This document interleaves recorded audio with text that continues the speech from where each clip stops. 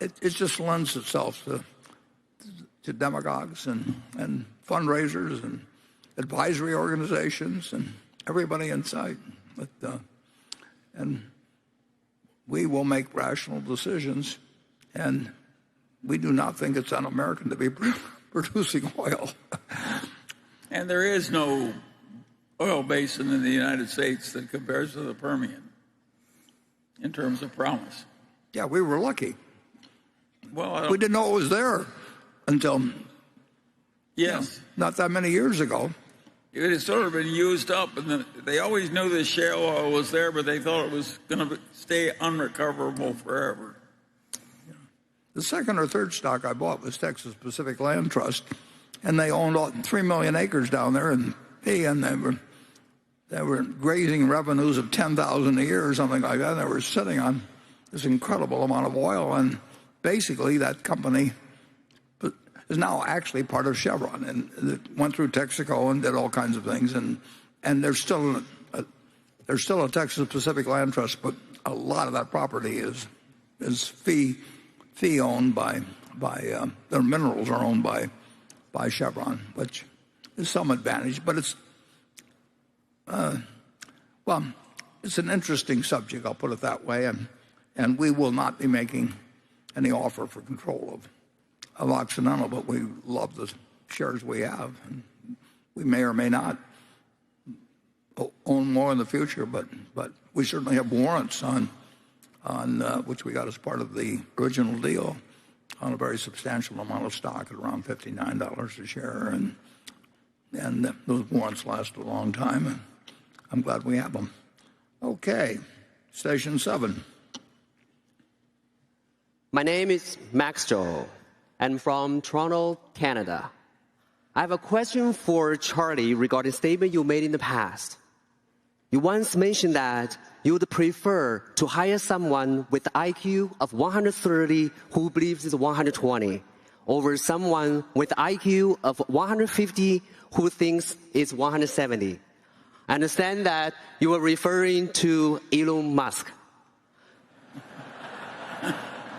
Given the recent success of his ventures, such as Tesla, SpaceX, and Starlink, I'm curious to know if you still hold the view that Elon Musk overestimates himself.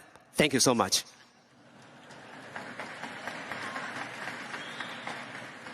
Well, yes, I think Elon Musk overestimates himself, but he is very talented, so he's overestimating somebody who doesn't need to overestimate to be very talented. There's a Bill Maher program, about a week old, maybe 2 weeks old, but he interviews Elon, and Elon does a terrific job toe-to-toe with Bill Maher, it's worth watching. And Elon he's a brilliant guy, and I would say that he might score over 170, but he he dreams about things, and his dreams have got a foundation. He would not have achieved what he has in life if he hadn't tried for unreasonably extreme objectives. He likes taking on the impossible job and doing it. We're different. Warren and I are looking for the easy job that we can identify. Yeah. If we can do it playing tic-tac-toe, we'll do it, I mean, we have a wholly different way of going the whole way. Yeah. But we don't want to compete with Elon in a lot of things. I mean, we don't want that much failure. Yeah. Yeah, and it takes over your life, and I mean, in a way that it just doesn't fit us. But there are going to be, there have been important things done by Elon already, and it requires fanaticism isn't the word. Yeah, it is the word. Okay.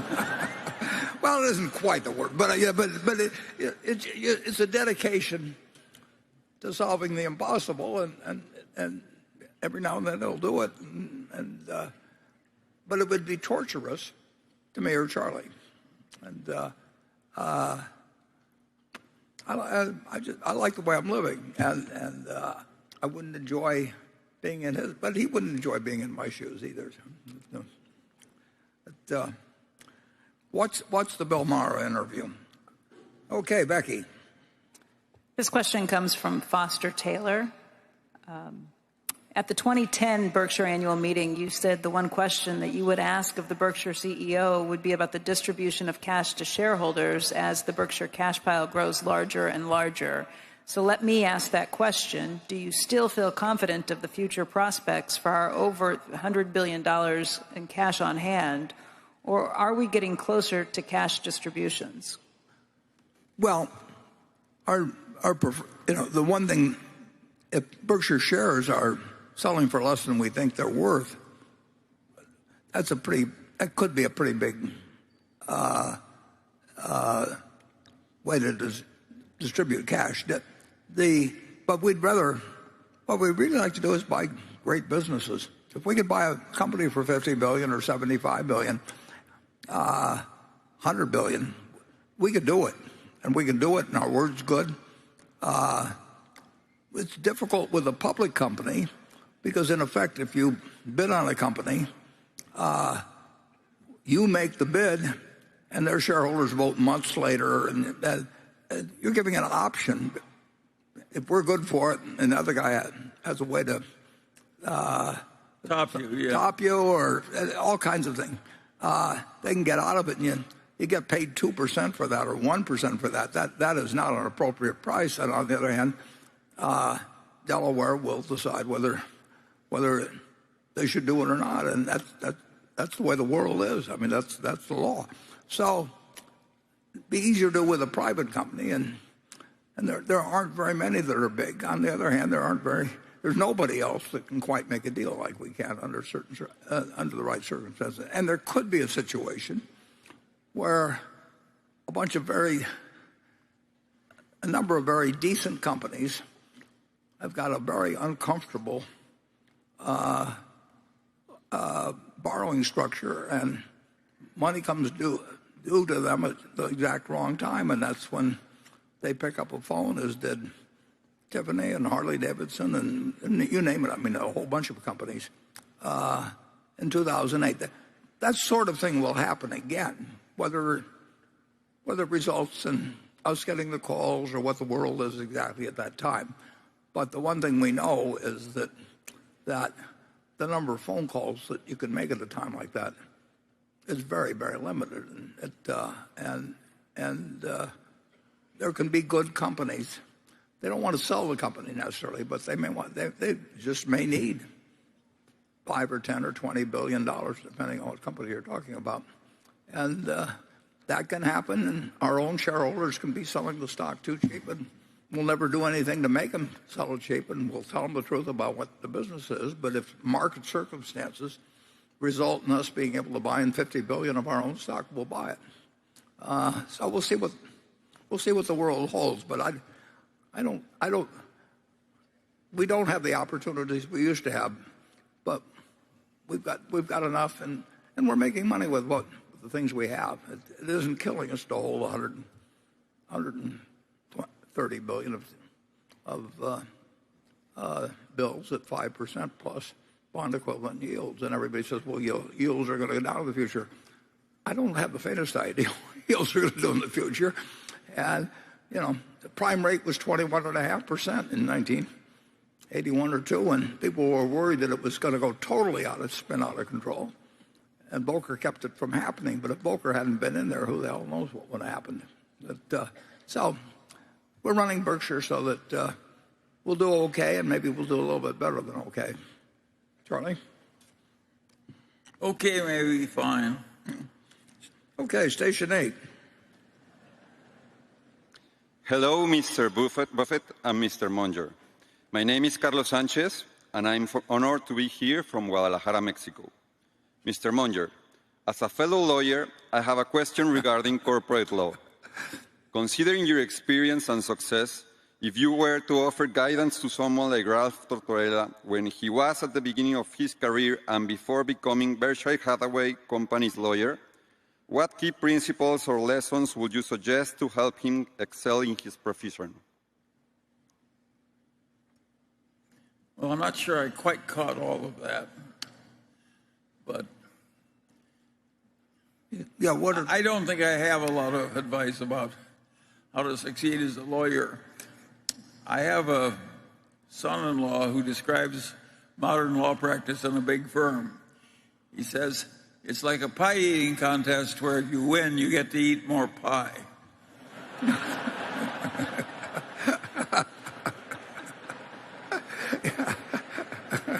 And I advise you to avoid that kind of a law firm. Life is too short to just do nothing but eat pie. Yeah. Yeah, Charlie has not practiced law since, what, 1964 maybe, or whatever it was, but 1962. 62. And Charlie has given me 4 or 5 pieces of advice that don't really come from his legal background, but because he knows the system so well and really did do quite well at Harvard Law School despite his taunting of teachers and a few things. He has given me 4 or 5 solutions on things that nobody else in the world would have given me, law firm or otherwise. And it's been within almost a nanosecond of when I described a problem to him, and he just gave me the answer that nobody else would have come up with. And I told you one of them last year, so I won't repeat it at this meeting. But it's we've got the best lawyer in the world, and Charlie. If it's something that really matters, there have been times when I've taken advantage of that. And Charlie didn't want to be a lawyer. He didn't want to sell his time, maybe at $20 an hour or something, to people he thought were making the wrong decisions, and he knew more about it than they did. And that just did not strike him as a good way to go through life, and I think he's probably right on that. I think he'd have really gotten to be miserable if he had to keep doing that. It's just no fun. It'd be like me giving investment advice to somebody or taking it from somebody. I just wouldn't want to do it in life. And Charlie figured that out, and so we decided to work for ourselves, and this work's been happily ever after. We have no complaints. Yeah, none. Okay, we're at Becky.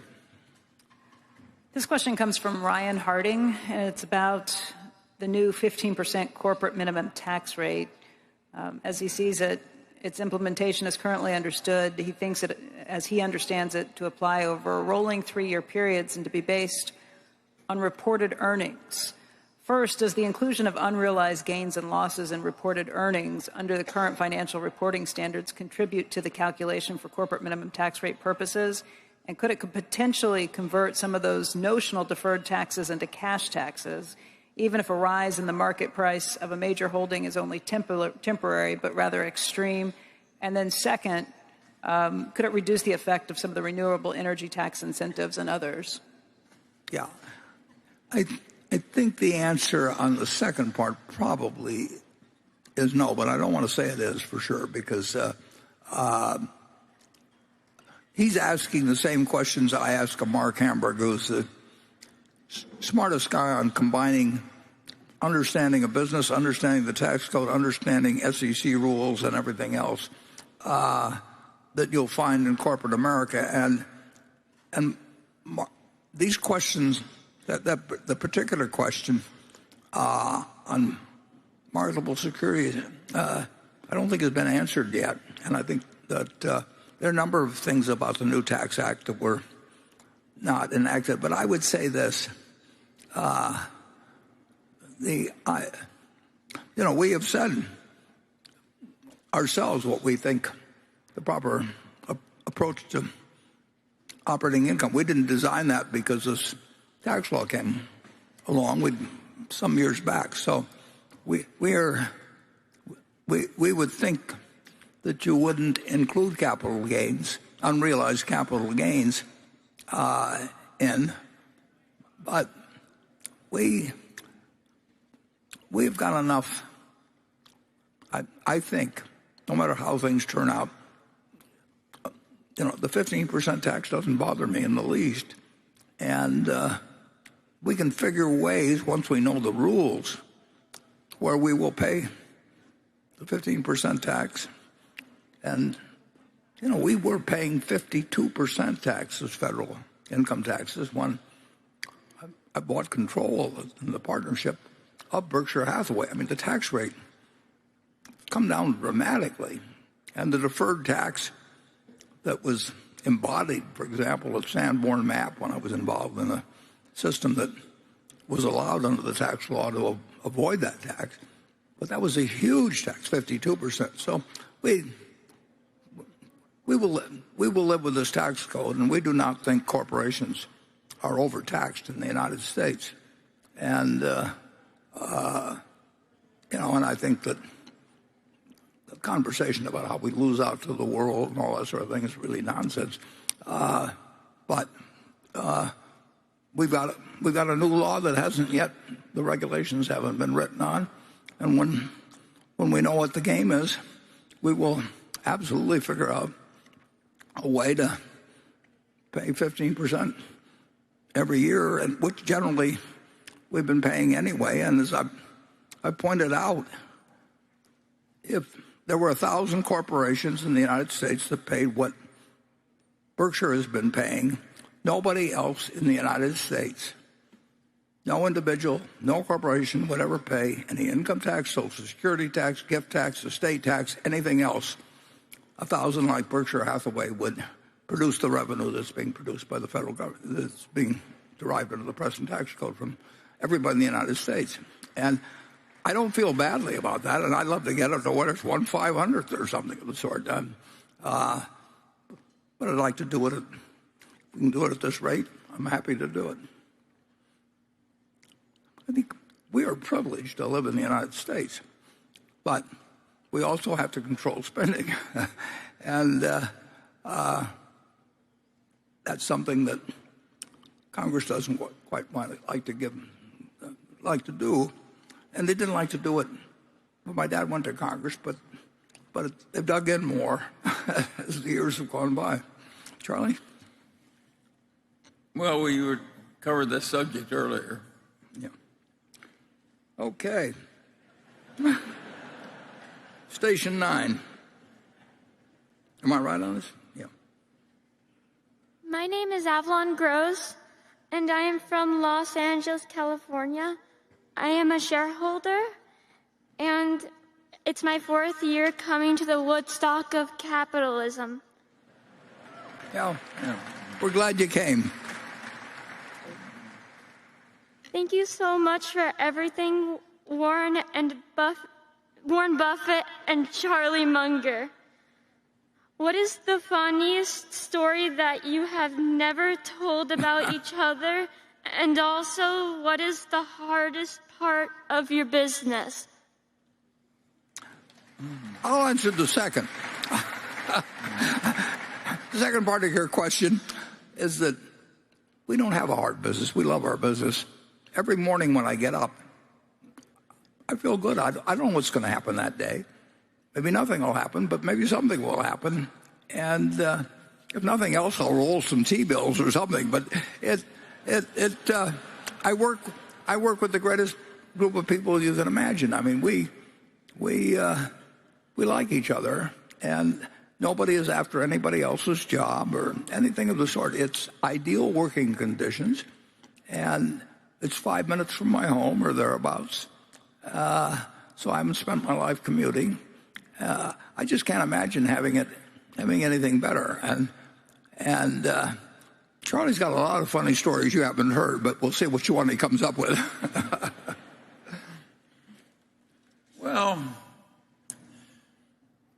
I think Warren and I are naturally so ridiculous that we don't need very many funny stories. We each do things that are peculiar enough so that we can keep one another amused. Tell him what you told the lawyer when we were buying Hochschild Cohn. I don't remember. You tell him. Well, you remember, it was 1966, and we were down in Baltimore buying a department store, and we needed a lawyer. And we needed a lawyer who was nearby and would do exactly as told. And Charlie came up with a very good lawyer from Wilmer Cutler's, I believe. And I don't know whether Charlie remembers the instructions he gave the lawyer or not.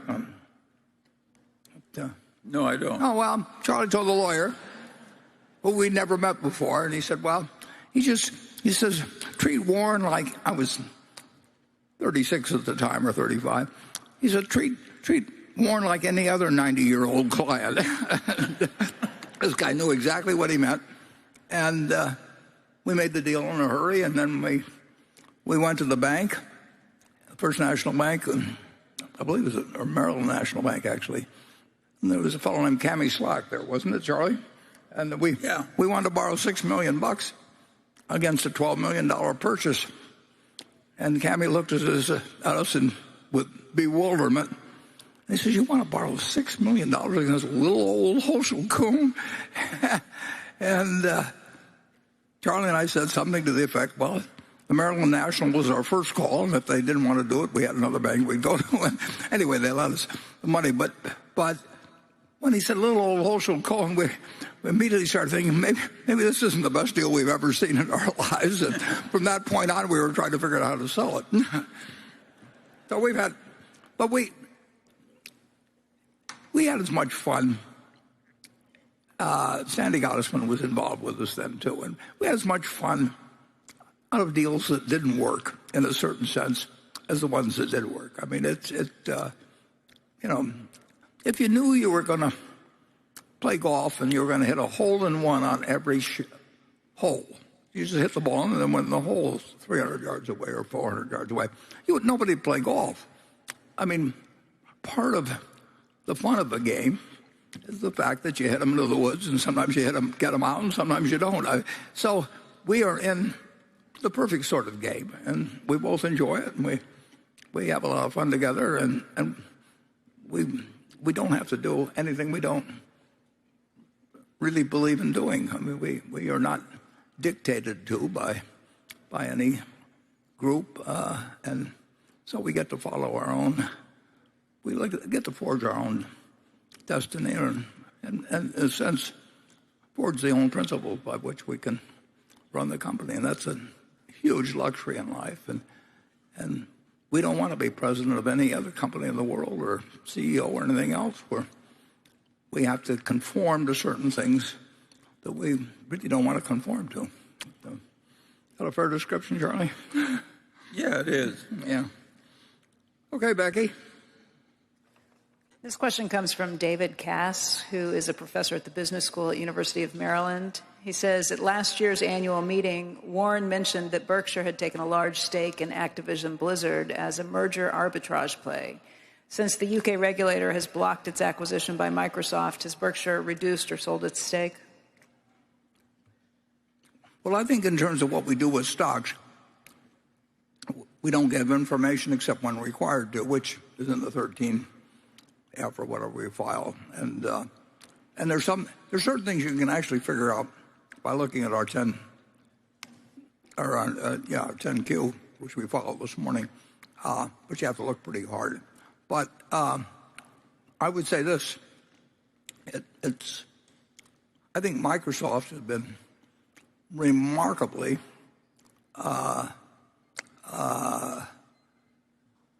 what's the word? Willing to cooperate with governing bodies, and I mean, they want to do the deal, and they've met the opposition, it seems to me, more than halfway. But that doesn't mean that it gets done if a given country, in this case the UK,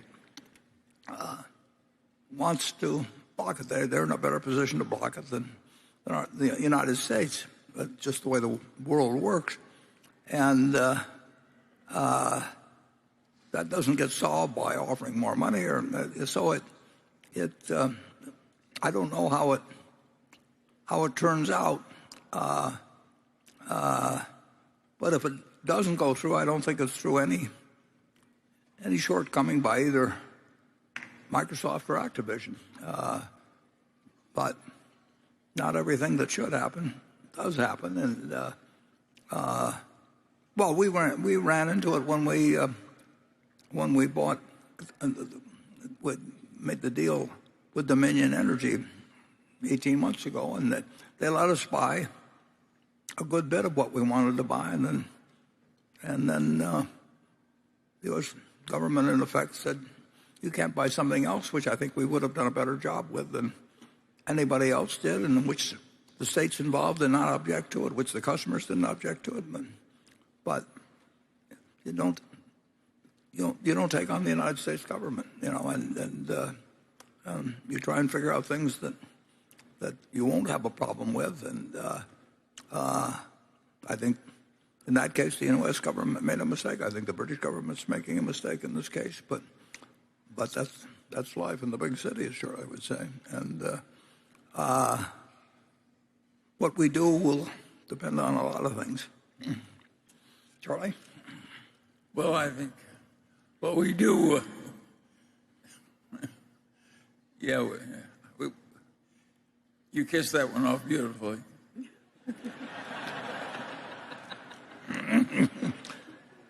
Okay, station 10. Hi, Warren. Hi, Charlie. My name's Anderson Fuller, and I'm from Avonport, Nova Scotia in Canada. And before I ask my question, I just want to thank you for all you've done to give us insight into your minds as investors. So for me, the most compelling takeaway from Berkshire is your guys' emphasis on and successful use of properly aligned incentives. In my view, owning and leading a business has two central benefits. First, you directly benefit as the company goes through your equity in it, and second, you have autonomy. Incentives for employees are a bit easier to understand, such as offering benefits, fair pay, and creating a strong culture, but I've always struggled to understand them at the highest level. Even though you say Berkshire gives its managers significant flexibility, it must be less than what they had when they were independent. Additionally, you would think passion and a willingness to sell would be inversely correlated. So how exactly does Berkshire bridge this gap and incentivize owners of its subsidiaries to give up these benefits to Berkshire? Thank you.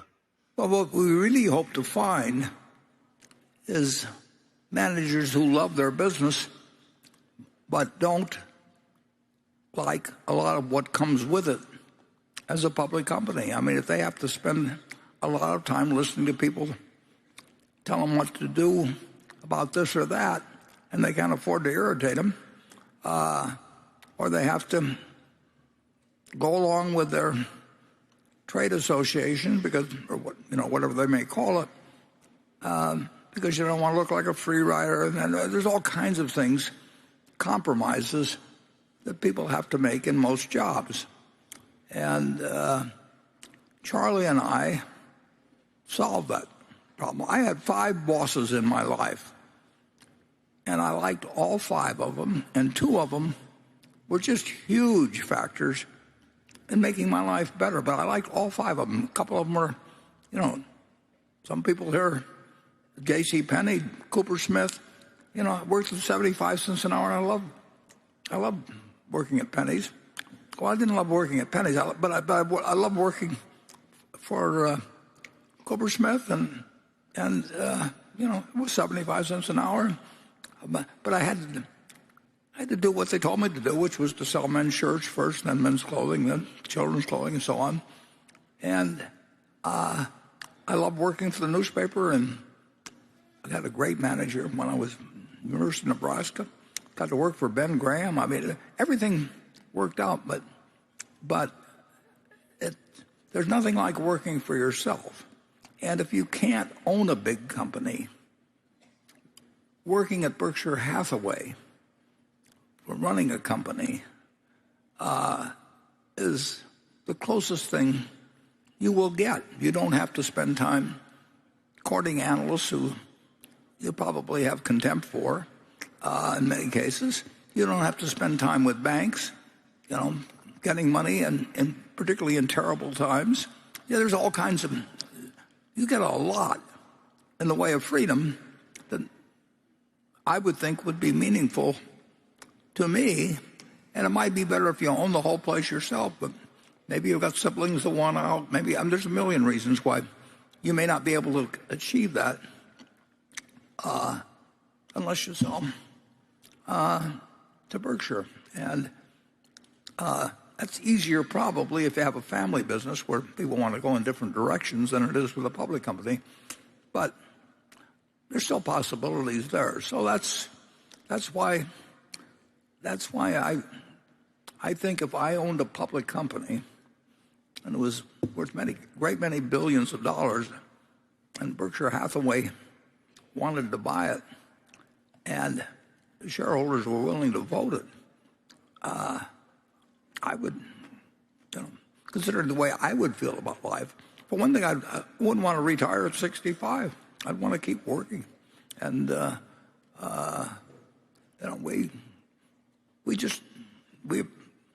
are reasons to sell to Berkshire, which Charlie and I, in certain positions, if we were on the other side, would take the deal, but it isn't for everybody. Charlie? I think we have it pretty good, Warren.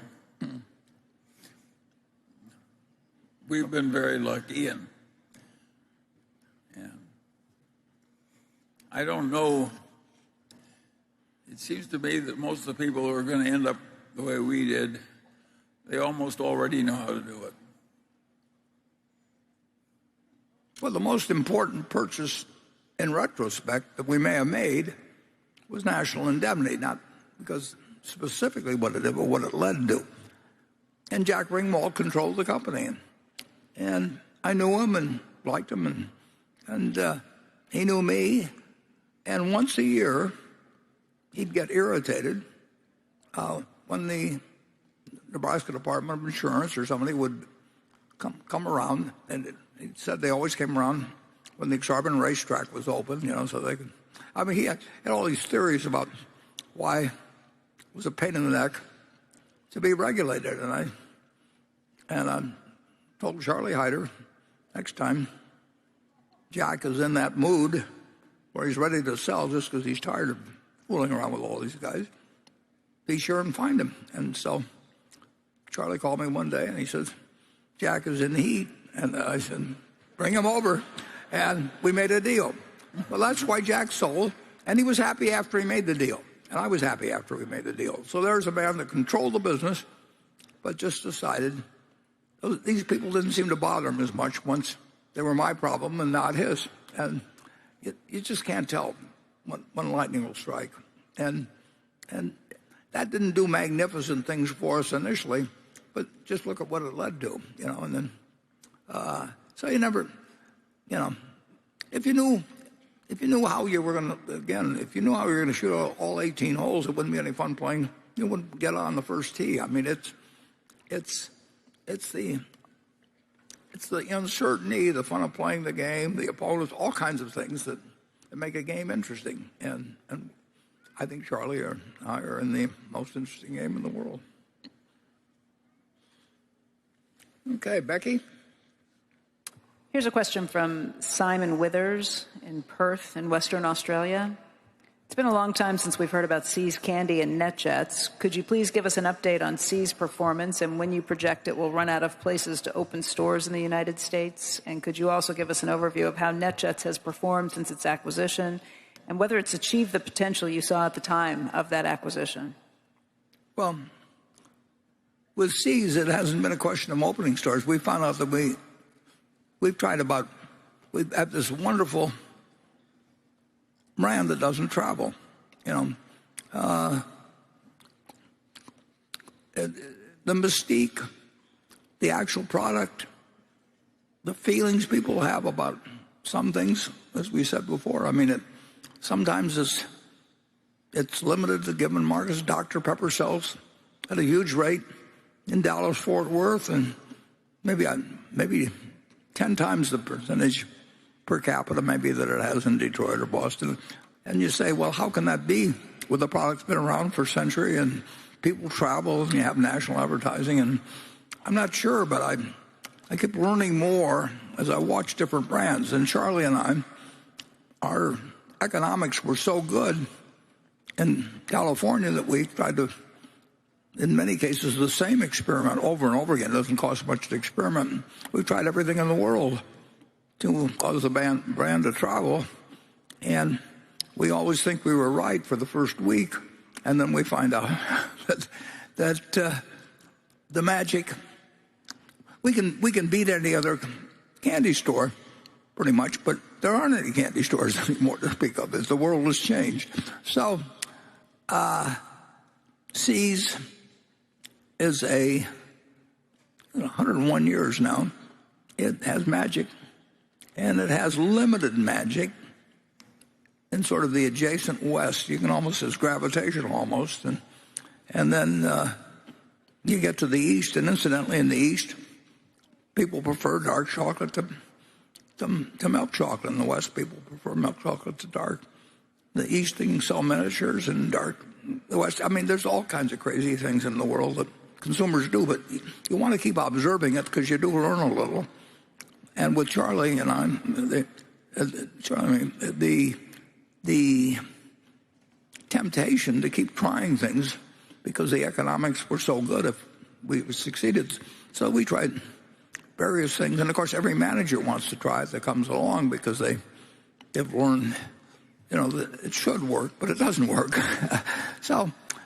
But that's what makes it very interesting. And NetJets, we have really learned how to distinguish, and justifiably distinguish, a service to people, so that if you have to be very well-to-do to use it. But if you're very well-to-do, you're spending your heirs' money. I mean, it's what I told my Aunt Alice after she went from teaching to be worth millions and millions of dollars, and she came to see me. She'd never been married, and she said, "Can I afford to buy this for a coat in 1968 or 9?" And I said, "Alice, you aren't buying it. Your nieces and nephews are buying it because that's who you're leaving your money to." And speaking on behalf of your nieces and nephews, I'd say, we want you to buy it. And it's the same way, do your heirs want you to fly around in NetJets, or do you want to leave a little more money to your foundation or to your kids? And the way to solve that one is to offer your kids a few hours themselves, and then their attitude can change. So it's in a class by itself. It's done what Ferrari has done in a different sort of way in cars. Ferrari sells 11,000 cars a year. I mean, maybe 12,000. And, they're known throughout the world. And we'll have a Chevy dealership in Austin or something. We'll sell as many cars, but we're not Ferrari. And NetJets has 600 well, counting Europe, I mean, it's maybe 650, but we're going to buy 100 planes this year, and we won't sell any because we've got a backlog. And we took a NetJet flight over to Tokyo, and we arrived in good shape, and we spent a couple of days there, and we flew back, and there's just nothing to it. Now, you can say, well, you're getting sort of decadent and all that in your old age, but the money will go to philanthropy, and the money will probably be $100 billion or more, and I figure the philanthropies want me to spend a few bucks on myself. All it has to do is be better than the last dollars that are spent by various philanthropies, which have plenty of problems finding things to do that make lots of sense. So, NetJets, there isn't a competitor. I mean, we looked at the other day, Wheels Up, stock came out of $10 a couple years ago. It was selling at 48 cents the other day, and they've got 12,600 people that have given $1 billion, a little over $1 billion on prepaid cards where they they've given them money and they get a certain number of hours later on. And they don't. I think there's a good chance that some people are going to be very disappointed later on. And when they have money to do NetJets, they know they'll get on the same planes with the same pilots as I and my family have flown on since before we bought the company. So it's not shaped by. The decision wasn't shaped by some commercial objective. A couple of years before, I'd never heard of NetJets, and Frank Rooney mentioned it to me, and I bought share immediately, and we bought the company, and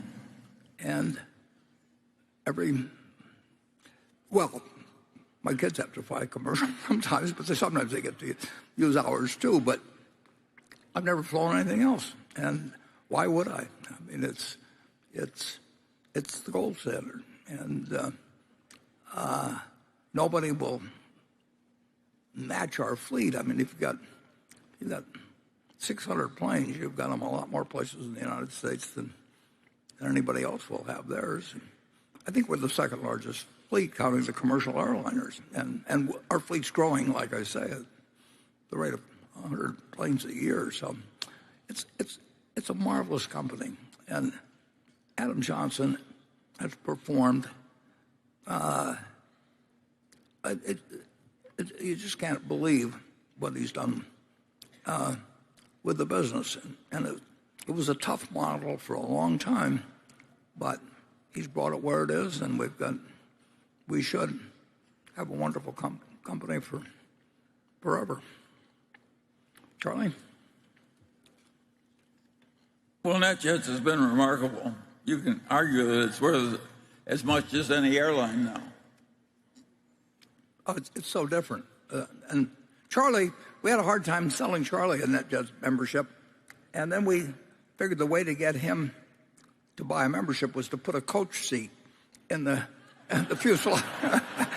and that really knocked him off. I mean, I think he's the only one we sold on the basis of. I used to come to the Berkshire annual meetings on coach from Los Angeles, and it was full of rich stockholders, and they would clap when I came into the coach section. I really liked that.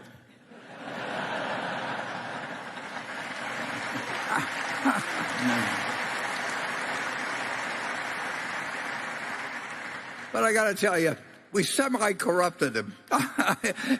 He feels he kind of has to explain it, but he still flies at that just stuff. And it'd be crazy not to.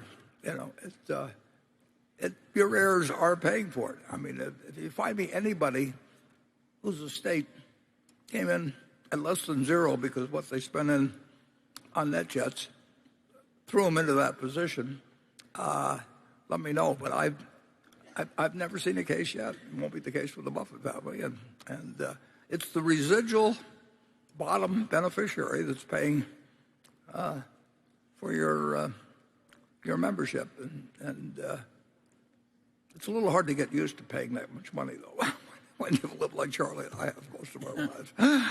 Okay, we will go to section 11.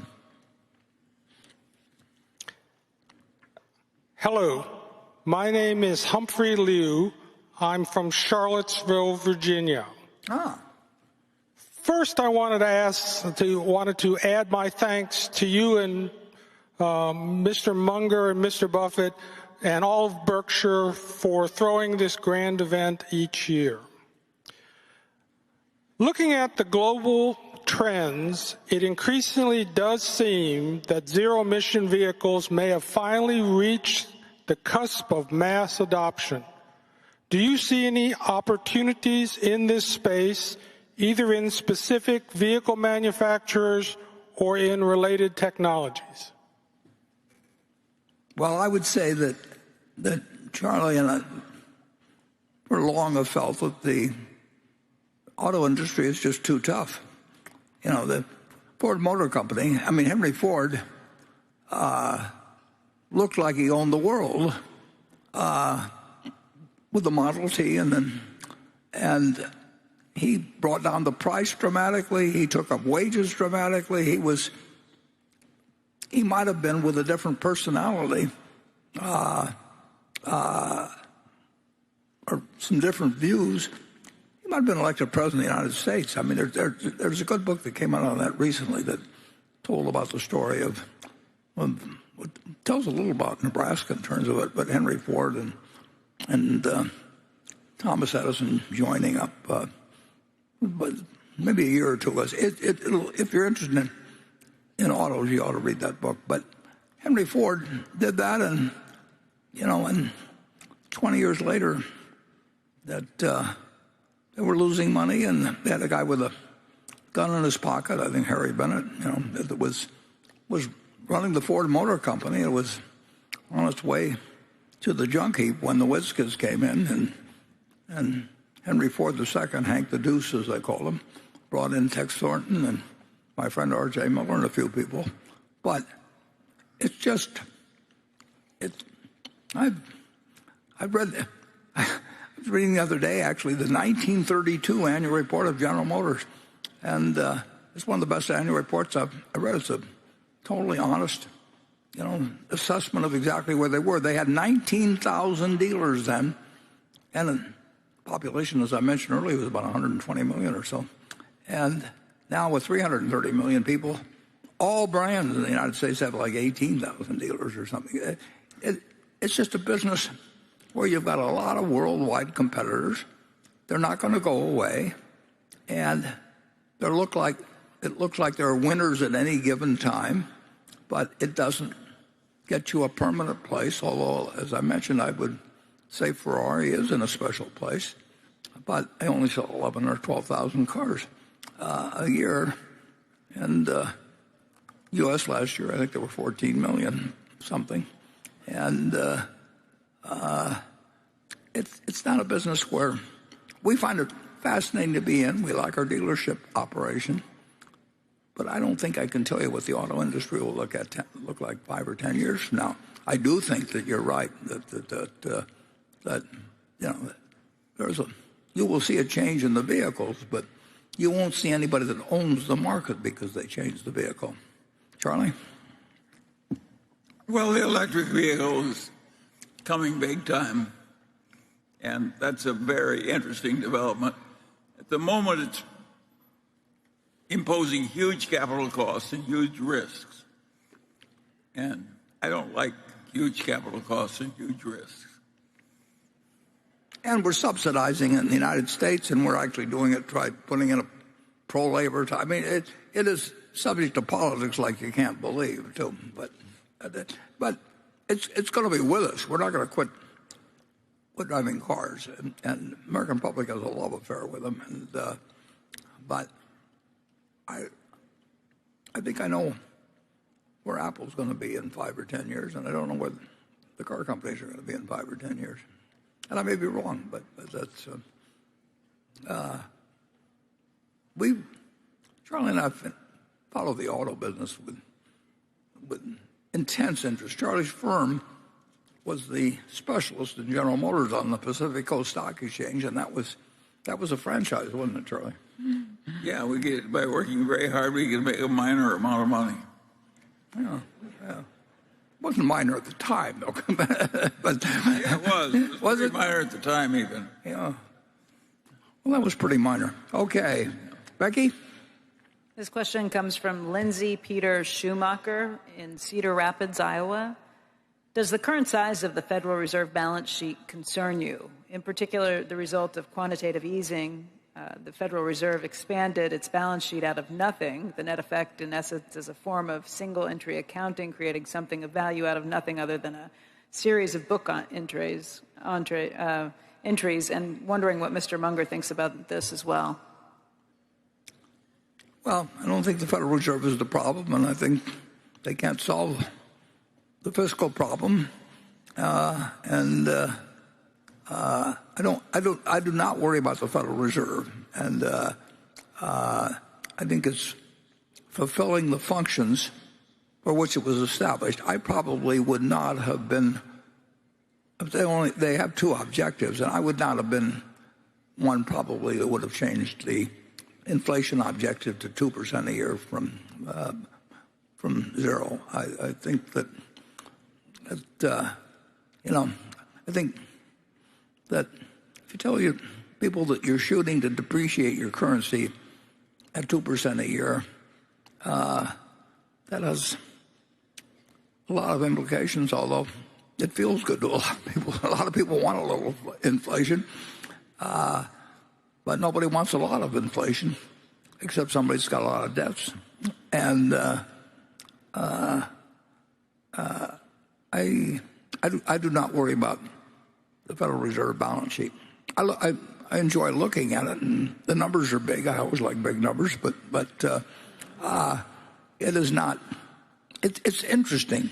One of the most interesting figures to me is currency in circulation. I mean, it is gone. They were saying cash is trash back in 2007 and 8, and all of that cash is going to disappear. Well, if you look at the Federal Reserve balance sheet, it's gone from $800 billion to $2.2 trillion. And most of that's in $100 bills, overwhelmingly. And if you figure it out, I think there's about 50 $100 bills per person, babies, everybody in the United States. And I would really like to know where all of that is. I mean, nobody's hoarding euro dollars, in South America or Africa or wherever. And the demand for currency now, it's some of it maybe used to be subtle drug dealers' activities and all of that. But anybody who thinks cash is trash ought to look at the Federal Reserve balance sheet, and actually you can look at how many $5 bills and $2 bills and ones and all that, and the action has been in $100 bills. I mean, it is just astounding the way that $100 bills have spread, and of course I don't know where they are, and I don't think the Fed can know exactly, but they probably make a lot better guess than I could. But I do know it's happened, and you can watch it every week, and you'll watch currency in circulation probably grow a little bit. And believe me, cash is not trash. Charlie?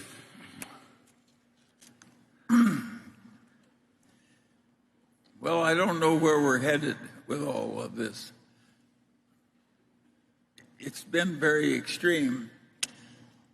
I think that you could be pretty extreme in fighting depressions and so forth if you reverted afterwards to a period of some discipline. But if you're some discipline, but if you're going to just keep borrowing, printing money and spending it, I think eventually it causes bad trouble. And you can see it in Latin America. Latin America let its currency get out of control all the time, and of course it lagged the United States in economic achievement greatly.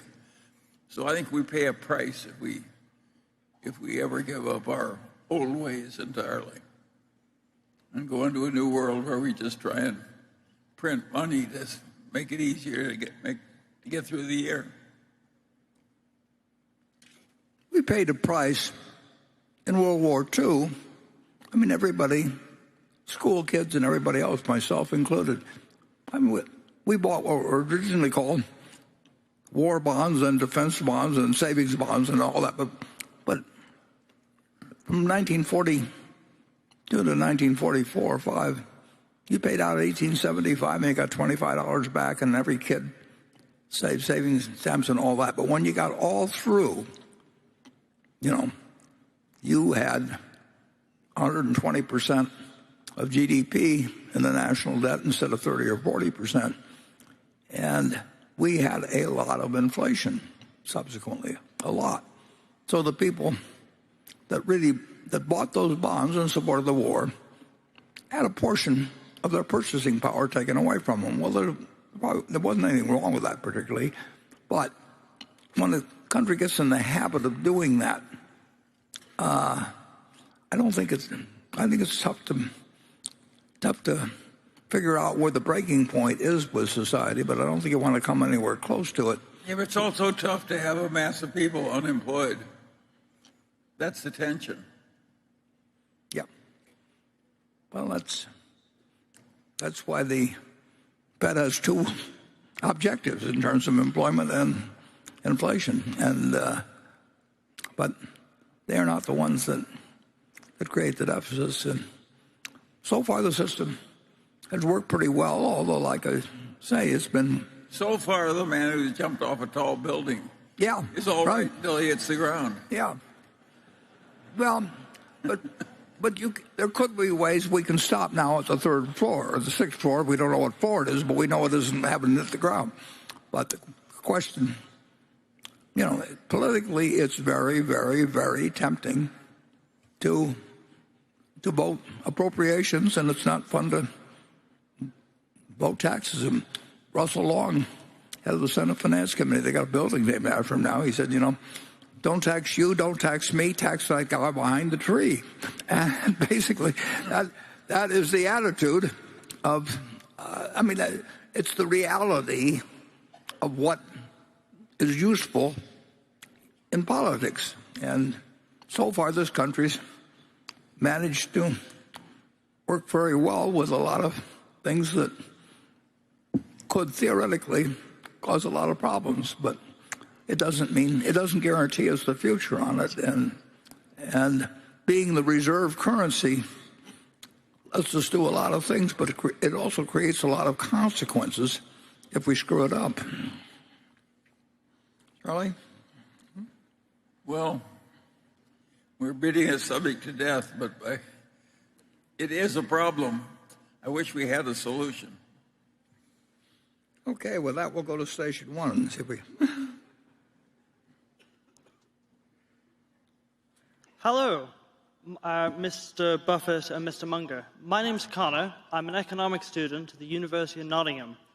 My question for you today is, during the pandemic, we witnessed supply chain shortages, especially from Asia. As a result, companies have chosen, with political tensions, to move production away. Should companies make these decisions, and should the government support them? Charlie? Well, that's a good question. Yeah. Obviously, it's logical if you're in business and you can make the thing in Mexico way cheaper. It's natural to open a factory in Mexico and get your parts cheaper, and a lot of the auto manufacturers have done exactly that.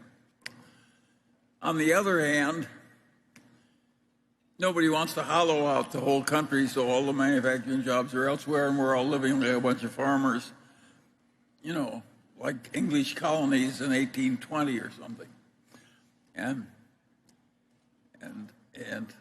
these ideas are, of course, in big tension.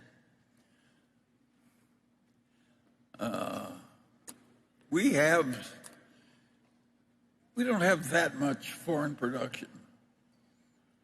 Right, Warren? Yeah, well, but we've lost, originally Berkshire Hathaway, as a textile manufacturer, it lost because the South became feasible versus the North, and of course then eventually... the South got expensive compared to China. Sure, and society benefits, and some people get killed in that sort of a situation, and a rich society should take care, one way or another, and of people who worked in our shoe factories, people who worked in our textile companies. I mean, if you worked in our textile operation in 1964, when we took it over, half our workers only spoke Portuguese, and they weren't getting great wages at all. But now you could do it in the South, and we were doomed to go out of business. And it wasn't the fault of the worker in any way, shape, or form. It wasn't our fault. We kept trying to compete. Well, it was TVA had cheap power down there. Sure. And textile is really congealed power. And air conditioning changed everything, because the heat in those damn places were impossible. That's a lot of things. But then it moves offshore in many ways, and net, the country is better off because of it, but it displaces a lot of people who really can't do something else in life. You can't talk about retraining somebody that's 55 or 60 and speaks only Portuguese and really tell them they're going to have a great future in New Bedford, Mass. So you don't want to be glib about it. And we can afford to take care of those people.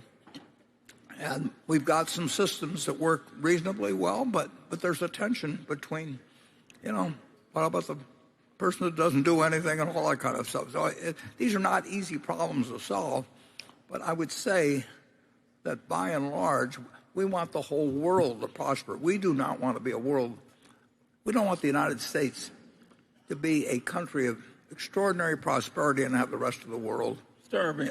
No, it isn't going to work, and it particularly isn't going to work in a nuclear world.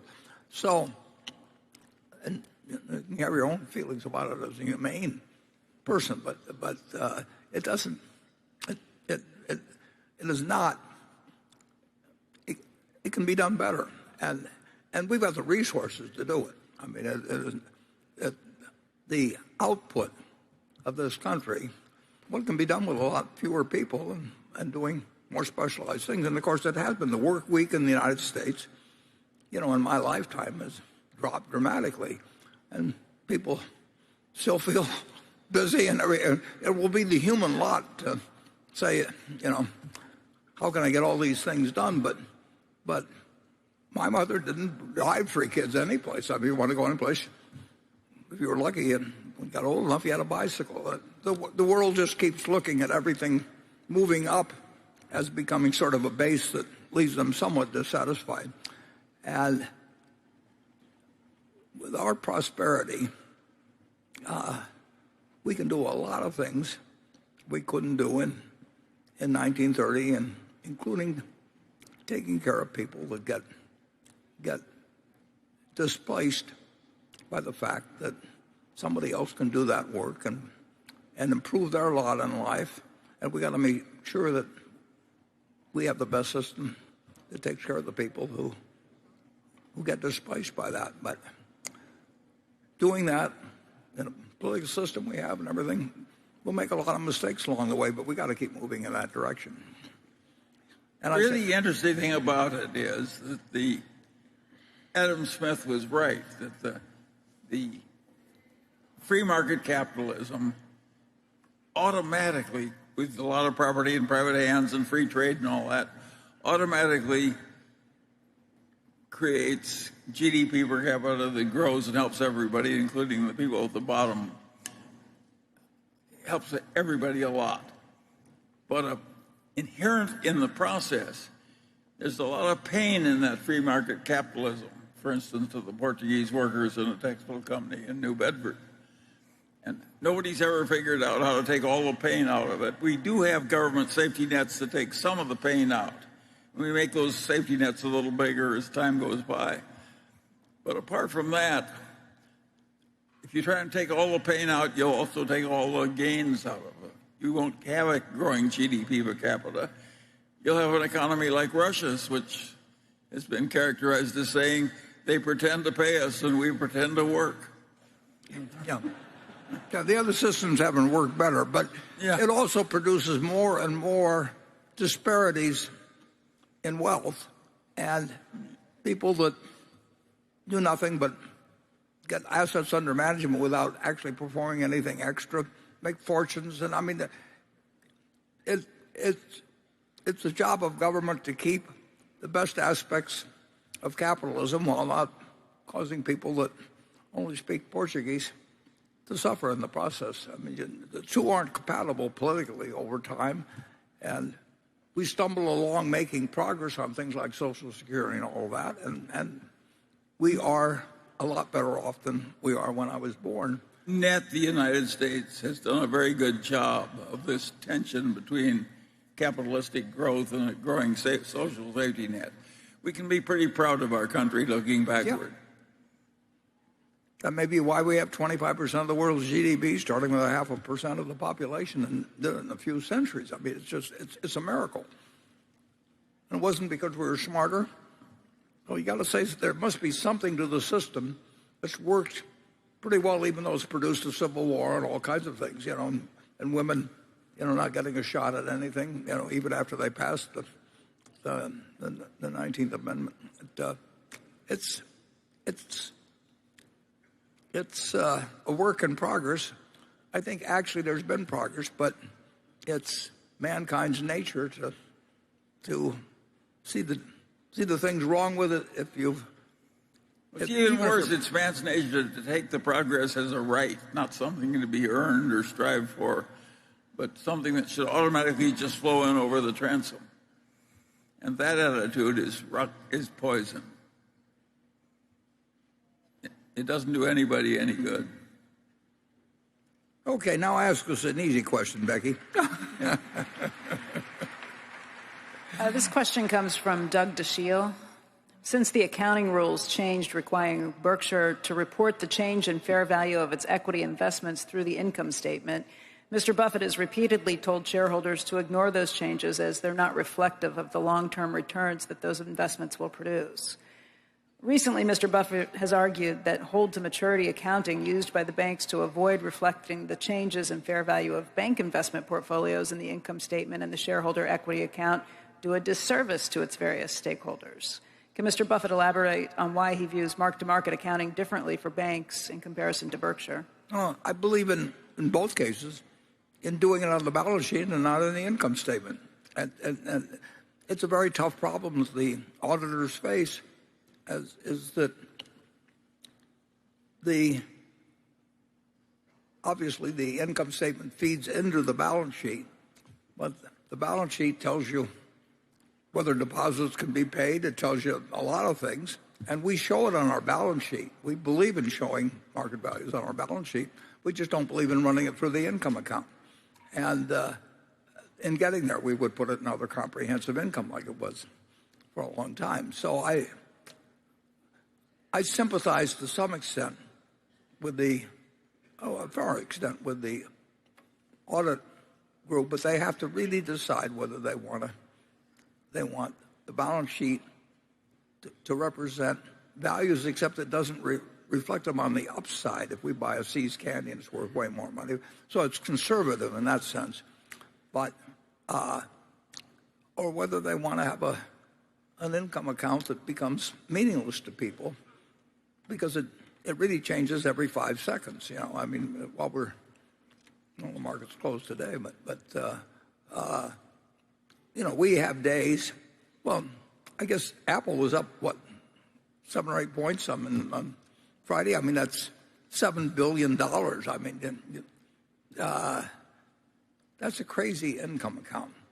It is a reflection of where we stand at that point. And of course, if you're a bank where you're putting out money really in things that people sort of mortgages, I mean, primarily, they're a terrible instrument for a bank to own, but a great instrument for a consumer to buy and build into the whole society now in a way that was entirely different than the past.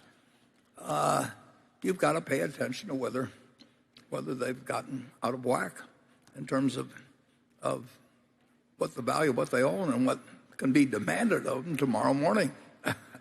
And if we had all of our money that could be demanded from us tomorrow morning, we'd have to behave a lot differently than Berkshire does. So I really think the way to do it is the way we recommend doing, which is exactly what was being done until a few years ago. I recommend the shareholders look at it that way, but we're going to follow the rules, obviously, that the SEC, state authorities and everybody require of us. But I'll still explain to the shareholders exactly what I would explain to my sister about what really counts at Berkshire. And I think every management actually has an obligation to that. And instead of it, they go in the other direction and give them a lot of figures that are total nonsense. You can't imagine some of the, EBITDA I thought was about as bad as you could get, but they kept going, and earnings before everything, EBE. And so, but that doesn't change what I would tell my sister, who's here in the audience, I hope. And I should tell all the shareholders. And we'll consistently do what is legal, and we'll consistently say what we think is right. Charlie? Yeah.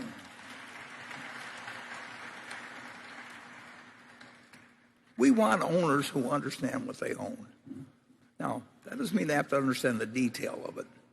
But that's why we have people that have been around 50 or 60 years. That doesn't mean that they read the 10 Qs or anything like that, but they feel we're telling it to them like, they live next door to us. Yeah, I don't know what the accountants were thinking when they made that change.